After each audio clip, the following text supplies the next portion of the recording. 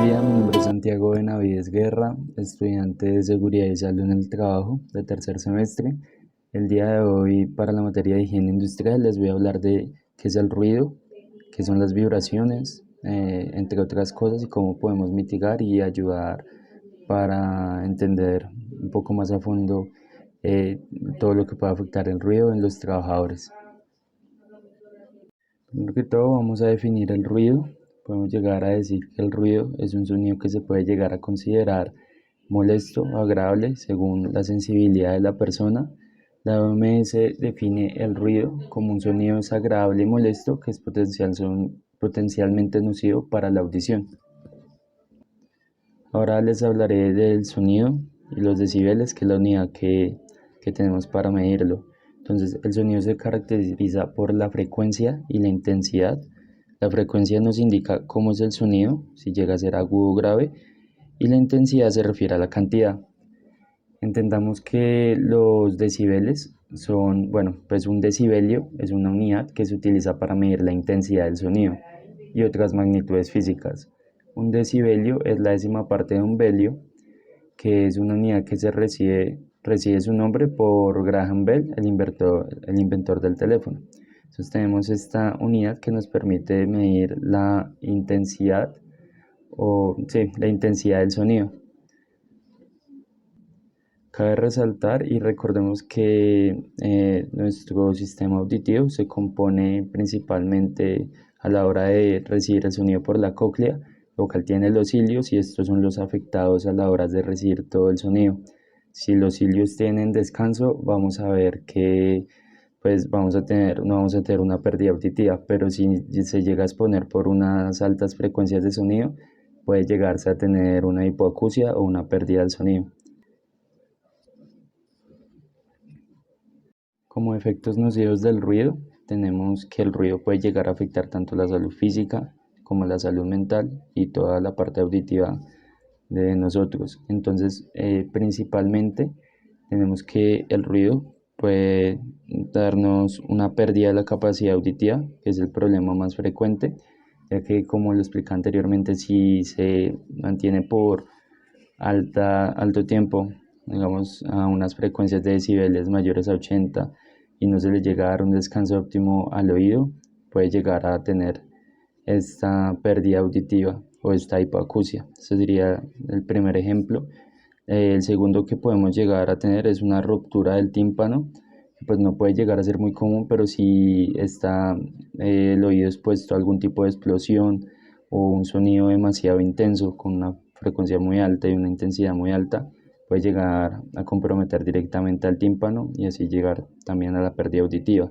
También tenemos la ansiedad y el estrés y alteraciones del sueño, que esto ya sería toda la parte, digamos que mental y de reposo, o toda la parte que nos puede afectar el ruido, sabiendo que si no se llega a tener un buen manejo en cuanto a los decibeles que el trabajador experimenta en su jornada laboral y su tiempo de descanso, puede llegar a afectarse en el estrés y la pérdida, o bueno, la pérdida no, sino todo lo que es la ansiedad y las demás patologías mentales.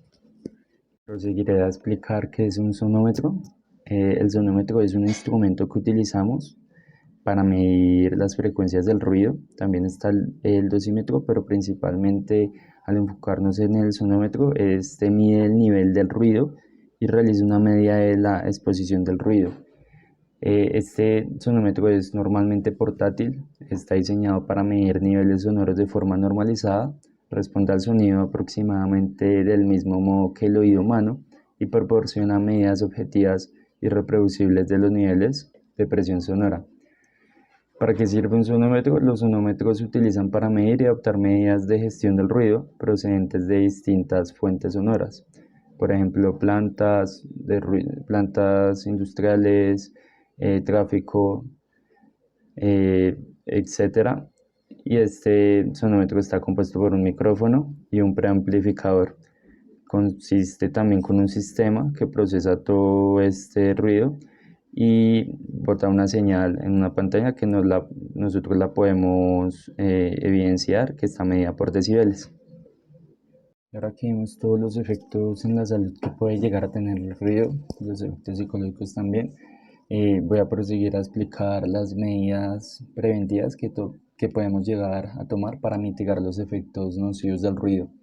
Entonces, primero, tenemos que, como profesionales en seguridad y salud del trabajo, identificar el riesgo, eh, donde está, según digamos que sea el caso del trabajador, reducción, eliminación de este riesgo. Tenemos que mirar qué alternativas tenemos para que la exposición al ruido sea la menor posible o cómo podemos llegar digamos, a aislar este ruido en lo mayor posible. Tenemos que hacer también una evaluación.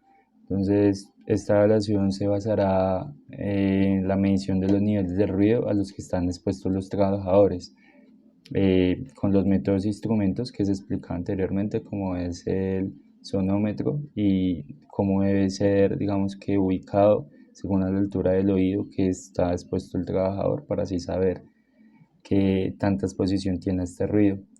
Y ya proseguiríamos a una información y formación de los trabajadores. Entonces la empresa siempre velará para que los trabajadores expuestos a un nivel de ruido igual o superior a los valores establecidos que generan una acción y sus representantes reciban información y formación relativas a los riesgos derivados de esta exposición al ruido. Como ejemplos de estas medidas que podemos llegar a tomar, podemos tener en cuenta las siguientes, las tres siguientes, que sería la primera, adquirir equipos de trabajo que generen bajos niveles de ruido. Eso podría ser una buena opción. La segunda, utilizar los equipos de protección individual como lo son las orejeras o tampones que cumplan la norma establecida. Y la tercera sería limitar el número de trabajadores expuestos a esta exposición de ruido o diseñar adecuadamente el puesto de trabajo conforme a lo que es aislar el lugar y tener, digamos que el lugar del trabajo lo mejor establecido para que la exposición del ruido se pueda mitigar lo más posible. Bueno, ahora proseguiré a explicar y definir las vibraciones y qué tipos de vibraciones podemos encontrar. Entonces podemos definir a las vibraciones como los movimientos oscilatorios de un cuerpo provocado por la oscilación de las partículas que lo forman respecto a una posición de equilibrio. En tipos de vibraciones podemos encontrar vibraciones periódicas o vibraciones aleatorias. Las vibraciones periódicas son aquellas en las que el movimiento oscilatorio alrededor de la posición de referencia se repite exactamente un cierto periodo de tiempo. Y en las vibraciones aleatorias, el movimiento no repite todas sus características alrededor de la posición de referencia, sino que se produce de manera irregular de la forma aleatoria. Entonces, las vibraciones se pueden provocar por maquinaria, herramientas, vehículos o otros, y afecta siempre lo que es el organismo humano, la calidad del trabajo, nivel de atención, entre otros. Tenemos también que la vibración es un sistema que se puede llegar a clasificar como libres o forzadas, y ambas pueden amortiguarse a su vez. Tenemos que la vibración libre es la vibración que es de un sistema que se ejecuta cuando se separa de una posición de equilibrio y se abandona libremente la frecuencia correspondiente a la vibración libre del sistema. Esta se denomina vibración natural o frecuencia natural. La vibración forzada es el movimiento vibratorio realizado por un sistema mecánico cuando su movimiento es forzado por una perturbación externa, y se llama frecuencia forzada a la frecuencia de la vibración asociada con un sistema excitado periódicamente. Por último, ya encontramos las vibraciones amortiguadas, que son aquellas en las que en cada ciclo el sistema pierde energía debido a las características disipativas de la misma, razón por la cual la amplitud de la oscilación está disminuyendo. Bueno, ahora a continuación voy a hablar de las enfermedades derivadas a la exposición a las vibraciones y todas estas afecciones. Pero lo que tenemos que tener en cuenta es que la frecuencia de vibración que se expresa en ciclos por segundo es decir, en hercios, o sea, medimos la vibración en hercios. Tenemos vibraciones de frecuencias altas y tenemos vibraciones de frecuencias bajas. Las que son de frecuencias altas son más que todo pues las que se pueden decir que son mano-brazo de 20 a 1000 hercios, y las vibraciones de frecuencias bajas son de cuerpo entero, que pueden ir de 1 a 80 hercios o pues dependiendo. Entonces, siendo así, podemos llegar a entender que según la exposición a estas vibraciones pueden acarrear a diferentes enfermedades musculoesqueléticas como lo son las afecciones osteoarticulares o el síndrome de afección osteoarticular, puede darse a una enfermedad del manguito rotador, puede verse también a enfermedades, bueno, todo tipo de enfermedades osteomusculares. Además de eso también encontramos afecciones vasculares como síndrome de afección vascular que se puede presentar frente a esta exposición de vibraciones. Esta síndrome de afección vascular son más que todo en los trabajos en los que se produzcan vibraciones transmitidas a la mano y al brazo por gran número de máquinas o por objetos mantenidos sobre una superficie vibrante, frecuencia de 25 a 250 Hz, como lo son el manejo de martillos neumáticos, punzones, taladros, taladros de percusión, perforadoras, pulidoras, esmélires, sierras mecánicas, desbrozadoras, etc. A continuación ya terminaré explicando unas últimas dos patologías. Bueno, en estas últimas dos patologías podríamos decir que se puede llegar a originar un síndrome del túnel carpiano o también una tendinitis, bursitis. Realmente son muchas las enfermedades osteomusculares, osteoesqueléticas que se pueden derivar de las vibraciones y que pueden llegar a ser enfermedades laborales por la exposición altas a estas vibraciones. Ahora bien, continuaré hablando de las medidas de prevención o las medidas para mitigar los efectos nocivos de las vibraciones. Primero que todo, pues, como siempre, el uso de los elementos de protección personal. Ya sabemos que tenemos vibraciones que afectan al cuerpo entero, puede que no baje frecuencia, pero también tenemos las vibraciones mano-brazo. Entonces, por eso mismo es importante, muy importante el uso de los guantes, del casco, cinturones, botas que pueden llegar a mitigar mucho cómo el cuerpo se ve expuesto a estas frecuencias, a estas vibraciones. También tenemos que tener muy en cuenta todo lo que es, digamos, que el tiempo que el trabajador en su jornada laboral esté expuesto a estas vibraciones, entonces hay que disminuir ese tiempo de exposición, hay que establecer un sistema de rotación en los lugares de trabajo, establecer un sistema de pausas durante la jornada laboral y además de eso tratar de reducir las vibraciones entre las piezas de las máquinas y los elementos que vayan a ser transformados. Eso principalmente es un par, digamos, de acciones que podemos llegar a tomar para reducir el riesgo laboral hacia las vibraciones. Ya para, digamos, cerrar este tema de medidas de prevención con las vibraciones, tenemos que tener en cuenta que cada elemento de protección personal tiene que ser especializado contra este tipo de vibraciones. No son cualquier tipo de guantes, sino tienen que ser los guantes especializados. Cabe aclarar también que toca tomar unos descansos de 10 minutos por cada hora de exposición y alternar el trabajo de las herramientas de vibración. Además de eso, realizar un mantenimiento periódico de las máquinas, ya que el correcto funcionamiento de estas también influye mucho en cómo va a verse influenciado hacia el trabajador y reportar inmediatamente un mal funcionamiento de estas. Continuaré con los tipos de trabajo que están expuestos a ruido y vibraciones.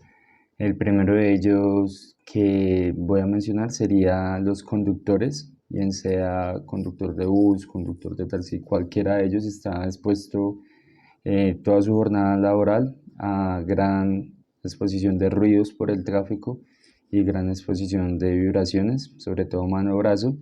Por eso se debe llegar a mitigar mucho todo lo que es todas las medidas de prevención para ellos, para que en un futuro no se vean evidenciadas estas enfermedades laborales. Otro, Otro tipo de trabajo en el cual podemos encontrar exposición a ruido y vibraciones es el de los obreros o toda la parte industrial. Ellos están muy expuestos a vibraciones y ruido. Digamos, operario de taladros o martillos mecánicos, ellos están muy expuestos a estas vibraciones y ruido. Son, digamos que el área en el que más se puede uno enfocar y llegar a ver todo lo que es, todo lo que puede llegar a desatar estas vibraciones y ruidos. Un trabajo más que se puede mencionar sería, digamos, la parte minera al utilizar sus herramientas y la manera en la que deben operar por todo esto, esta maquinaria, ellos están muy expuestos a vibraciones, más que todo, el ruido también se presenta ahí. Y por último, digamos, empleados en general de taller, de industrias en las cuales se utilicen maquinaria de aplastamiento, maquinaria que realmente requiere de un gran uso de energía y asimismo un gran uso de energía para pues generar todo lo que es producción en masa. Entonces pues esto obviamente va a ocasionar mucho ruido por los temas del motor y demás, y asimismo se van a ver afectados los trabajadores. Estos son los cuatro ejemplos que doy acerca de trabajos expuestos a ruidos y vibraciones. Ahora voy a proseguir con una entrevista a lo que es mi señora madre. Ella fue trabajadora operaria de máquina plana por muchos años, en la cual se puede ver que fue expuesta a lo que es ruido y vibraciones, y a continuación le voy a preguntar cómo ella considera que este ruido y estas vibraciones le vieron afectada a su vida diaria y su salud en cuanto tanto tiempo expuesto a este trabajo. Bueno, mi nombre es Gloria Guerra, sí, trabajé 32 años para Pat Primo. De hecho, me pude pensionar, pero con el transcurso de los años, sí, obviamente, mi salud se deterioró mucho en la parte de la movilidad. Terminé con tendinitis, artrosis. Mis pulmones también salí muy afectada, puesto que las hilazas botan muchísima mota. También me expuse a horarios nocturnos, acabé mucho con mi visión. Em, pues fue un trabajo muy duro, muy rudo, y sí, tiene su desgaste laboral. Lo que más me incomodó es que dicen que son enfermedades degenerativas, y no, todo tiene en la vida un desgaste laboral, por más que sea, son 32 años de trabajo en la misma actividad donde se presenta este tipo de enfermedades, y las ARL no ayudan mucho. Ok, y ya por último, ¿considera que principalmente la vibración de la máquina o el ruido en el ambiente laboral le fue afectado en alguna enfermedad de su cuerpo o algo? Sí, claro, obviamente, porque pues uno empieza a presentar problemas de sordera, y la visión es algo que afecta más que cualquier otra cosa. Los oídos, mis manitas, mis hombros, mis rodillas, están muy desgastadas. La verdad, es algo que uno no se imagina cómo afecta tantos años haciendo la misma actividad todos los días, y llegar a uno a un punto de no poderse ni arrodillar o no poder bajar a algo. Por más que sea que uno tiende a cuidarse de los ejercicios que hacen en la empresa, son de muy poco tiempo. Es algo que las empresas no lo preparan, ni las EPS tampoco lo preparan a uno para este tipo de enfermedades que son difíciles realmente pues de llevar. Listo, Ale, muchas gracias. Esa fue mi entrevista y muchas gracias por su atención. Que tengan muy buen día.